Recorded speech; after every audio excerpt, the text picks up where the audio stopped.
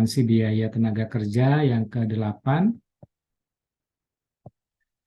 Pada malam hari ini kita mau membahas mengenai pengertian biaya tenaga kerja.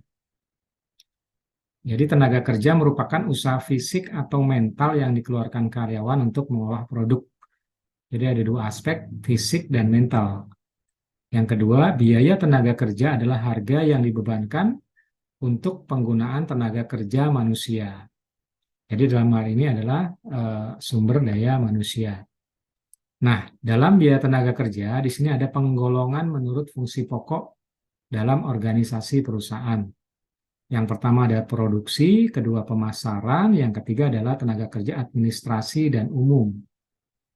Kalau produksi itu adalah gaji karyawan pabrik, biaya kesejahteraan karyawan pabrik, upah lembur karyawan pabrik, upah mandor pabrik, gaji manajer pabrik. Nah, itu adalah 5 komponen dari biaya tenaga kerja karyawan produksi. Kalau karyawan bagian pemasaran, itu ada upah bagian pemasaran, biaya kesejahteraan, biaya komisi, dan gaji manajer pemasaran. Jadi diasumsikan di sini pemasaran tidak ada lembur karena kerjanya di lapangan. Jadi yang ada adalah biaya komisi. Selanjutnya, kalau biaya karyawan administrasi dan umum, itu ada gaji karyawan bagian akuntansi, personalia, sekretariat. Kemudian ada biaya kesejahteraan karyawan bagian akuntansi, personalia, dan kesekretariatan. Jadi kalau tenaga kerja administrasi tidak ada lembur dan tidak ada biaya komisi, itu hanya biaya pada saat kerja di jam kerja. Misalnya jam kantor biasanya jam 8 sampai jam 5, tetapi kalau karyawan pabrik itu biasanya 2 shift atau 3 shift tergantung jumlah produksi. Golongan menurut kegiatan departemen dalam perusahaan. Departemen produksi, perusahaan kertas terdiri dari 3 departemen, yaitu bagian pulp, kertas, dan penyempurnaan. Kemudian yang non-produksi digolongkan dari akuntansi, biaya tenaga kerja bagian personalia, dan bagian lainnya, misalnya marketing, kemudian biaya bagian keuangan. Nah, penggolongan menurut jenis pekerjaan. Yang digolongkan, misalnya di sini ada operator, jadi upah si operator berapa, ada golongan mandor, dan yang ketiga adalah golongan penyelia atau superintendent atau upah penyelia. Penggolongan biaya tenaga kerja semacam ini digunakan sebagai dasar penetapan diferensiasi upah standar kerja. Upah tenaga kerja langsung diperlukan sebagai biaya tenaga kerja langsung dan diperhitungkan langsung sebagai unsur biaya produksi. Upah tenaga kerja tidak langsung ini disebut biaya tenaga kerja tidak langsung dan merupakan unsur biaya overhead pabrik. Jadi kalau yang langsung sebagai unsur biaya produksi, kalau yang tidak langsung biasa dikenal dengan overhead. Nah, biaya tenaga kerja dapat dibagi menjadi 3 golongan besar, yaitu gaji atau upah reguler, yaitu jumlah gaji, dan upah bruto dikurangi dengan potongan-potongan seperti pajak penghasilan karyawan dan biaya asuransi hari tua. Biasanya sih ikut program BPJS Ketenagakerjaan. Kemudian ada premi lembur kalau kerja di luar jam kerja dan biaya-biaya berhubungan dengan tenaga kerja. Misalnya labor related cost, jadi biaya yang terkait dengan tenaga kerja. Gaji dan upah, ada beberapa macam cara perhitungan upah karyawan dalam perusahaan. Mengalihkan tarif upah dengan jam kerja karyawan untuk menentukan upah seorang karyawan perlu dikumpulkan data jumlah jam kerjanya selama periode waktu tertentu. Nah, ini adalah contoh soalnya. Jadi kan tadi digolongkan ke dalam waktu tertentu. Misalnya perusahaan X mempekerjakan 2 orang karyawan, Risa Remedi dan Eliona Sari. Berdasarkan kartu kehadiran minggu pertama bulan April, itu 20 hari dikali 1. Bagian pembuat daftar gaji dan upah pembuat daftar gaji dan upah untuk periode yang bersangkutan. Menurut kartu hadir, karyawan Risa Remedi bekerja selama seminggu sebanyak 40 jam. Dengan upah per jam 1.000. Sedangkan karyawan Eliona Sari selama periode yang sama, selama 1 bulan itu bekerja selama 40 jam juga 1 minggu ya. Nah, dengan tarif 750. Ada perbedaan di tarif masing-masing tenaga kerja. Menurut kartu jam kerja, penggunaan jam hadir masing-masing karyawan tersebut disajikan dalam gambar berikut. Jadi misalnya nih penggunaan waktu kerja untuk order nomor 103, penggunaan waktu kerja untuk order nomor 188. Risa remedi 15 jam, ditambah 20 jam, tambah menunggu persiapan 5 jam. Jadi kalau dijumlah itu 40 jam. Aliona saya juga sama untuk pekerjaan 103 20 jam, 188 10 jam, dan upah menunggu 10 jam. Upah menunggu masuknya adalah belum ada produksi, jadi dihitung sebagai jam kerja. Jadi total di situ 40 jam dikali 1000 tadi si Risa jadi 40.000, sedangkan si Elena Sari dikali 750 tarifnya jadi 30.000. Nah, di sini distribusi biaya kerja langsung sebagai berikut. Ya, dibebankan sebagai biaya tenaga kerja langsung pesanan 103, pesanan 1008 digunakan sebagai BOP. Jadi 15.000 tadi ada pesanan 1008-nya 20.000 kali Rp1.000 tadi dan BOP-nya 5 jam. Nah, jadi total 40.000 dipotong PPh 15%, jadi 6.000 dan 4.500. Jadi total terimanya setelah dipotong PPh, Sirisa 34.000 dan Eliana Sari 25.000.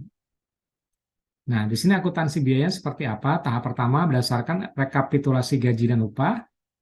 Kemudian di jurnal, ya barang dalam proses 57.000, OHP-nya 12.500. Jadi gaji dan upahnya ditambah OHP, ini udah masuk OHP 70.000. Tahap 2, atas bukti kas keluar, bagian akuntansi membuat jurnal gaji dan upah, kemudian ada utang PPh-nya dan utang gaji.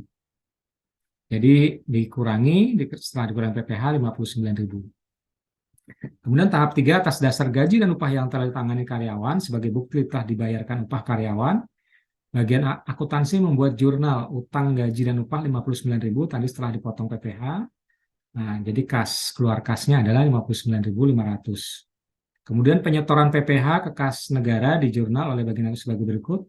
Utang PPh karyawan 10.500, kasnya 10.500. Kemudian kita masuk ke insentif. Dalam hubungannya dengan gaji dan upah, perusahaan memberikan insentif kepada karyawan agar dapat bekerja lebih baik. Ada beberapa cara pemberian insentif. Yang pertama, insentif satuan dengan jam minimum. Strike this work with a guaranteed hourly minimum plan, yaitu karyawan dibayar atas dasar tarif per jam untuk menghasilkan jumlah satuan keluaran atau output. Kemudian yang kedua adalah jika menurut time study maka dibutuhkan 5 menit untuk dapat menghasilkan satu satuan produk, maka jumlah keluaran standar per jam adalah 12 satuan. Jika upah pokok sebesar Rp600 per jam, maka tarif upah per satuan adalah Rp50. Jadi 600 bagi 12, karyawan tidak dapat menghasilkan jumlah standar per jam, tetap dijamin mendapat upah Rp600 per jam. Tapi bila ia dapat menghasilkan 14 satuan per jam, ada kelebihan 2 satuan dari jumlah satuan standar per jam, maka upahnya dihitung sebagai berikut. Jadi upah minimum tadi 600 jam itu dihitung sebagai 12 satuan, dia tercapai 14, maka ada insentif 2 dikali 50 kali 600 dibagi 12, jadi ada tambahan insentif Rp100. Upah yang diterima karyawan per jam dengan total produksi 14 satuan adalah 700 dengan penambahan insentif. Kemudian cara yang kedua adalah differential piece rate plan. Nah, kalau tadi minimal, nah ini ada diferensial. Cara pemberian insentif ini adalah semacam strike piece rate plan yang menggunakan tarif tiap potong untuk jumlah keluaran rendah per jam dan tarif tiap potong yang lain untuk jumlah keluaran tinggi per jam. Contohnya di sini adalah karyawan dapat menerima upah 4.200 per hari untuk 7 jam kerja. Misalnya rata-rata seorang karyawan dapat menghasilkan 12 satuan per jam, sehingga upah per satuannya adalah Rp50 per hari dibagi dengan jumlah yang dihasilkan per hari tadi. Jadi 4.200 dibagi dengan 12 kali 7 satuannya itu. Dalam Taylor Plan ini masing-masing ditetapkan tarif upahnya 45 per satuan untuk karyawan yang menghasilkan 14 satuan dan kurang per jam ada 65 per satuan untuk karyawan menghasilkan 16. Jadi kalau dia kurang dari standar dikasih 45, kemudian kalau lebih dikasih 65. Maka upah per jam karyawan dihitung sebagai berikut. Rp 65 kali 16 karena satuannya lebih dari 14 sama dengan 1040 per jam. Sedangkan karyawan yang menghasilkan di bawah standar itu tarifnya adalah 45 kali 12 sama dengan 540. Yaitu adalah dua cara menghitung. Kalau yang tadi dihitung dari kelebihan produksi dihitung sebagai insentif, kalau ini dihitung dengan nilai tarif per target. Semakin tinggi target, semakin tinggi tarifnya. Dengan ketentuan di sini kalau minimal Rp445 per satuan, sedangkan kalau lebih dari 12 itu naik 65. Nah, berikutnya kita mau menghitung premi lembur. Dalam perusahaan jika karyawan bekerja lebih dari 40 jam satu minggu, maka mereka berhak menerima uang lembur dan premi lembur. Misalnya, selama satu minggu seorang karyawan bekerja selama 44 jam dengan tarif upah. Dalam jam kerja biasa maupun lembur, Rp 600 per jam. Premi lembur dihitung sebesar 50% dari tarif upah. Upah karyawan tersebut dihitung sebagai berikut. Lembur 4 kali 600, 2.400, kemudian premi lemburnya 4 kali 350, 1.200. Jumlah upah karyawan adalah 27.600. Jadi ini salah nih, harusnya 24.000 nih. Bukan.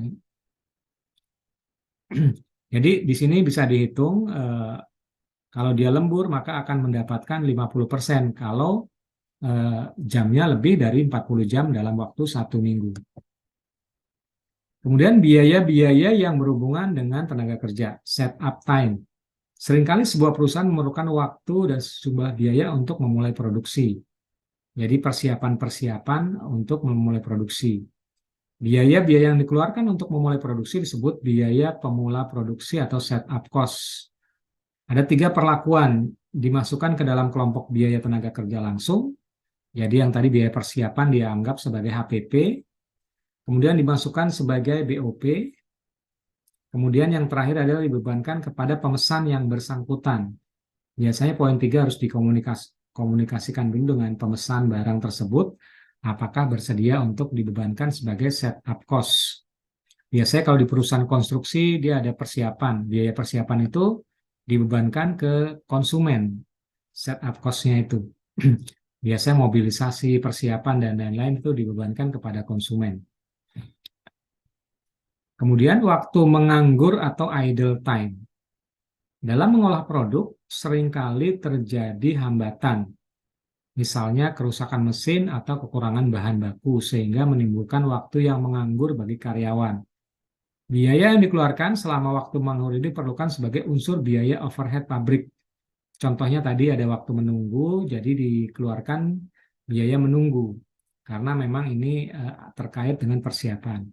Misal seorang karyawan harus bekerja selama 40 jam per minggu. Upahnya Rp 600 per jam dari 40 jam. Misalnya 10 jam adalah waktu menganggur dan sisanya untuk mengerjakan pesanan. Maka jurnal untuk mencatat biaya tenaga kerja adalah sebagai berikut. Barang dalam proses BTKL-nya 18.000. Kemudian biaya overhead sesungguhnya itu 6.000. Jadi gaji dan upahnya itu adalah 24.000. Jadi intinya adalah dari 40 jam itu ada waktu 10 jam yang digunakan untuk menunggu. Dan itu dibebankan sebagai biaya overhead. Ya, itu terima kasih atas perhatian.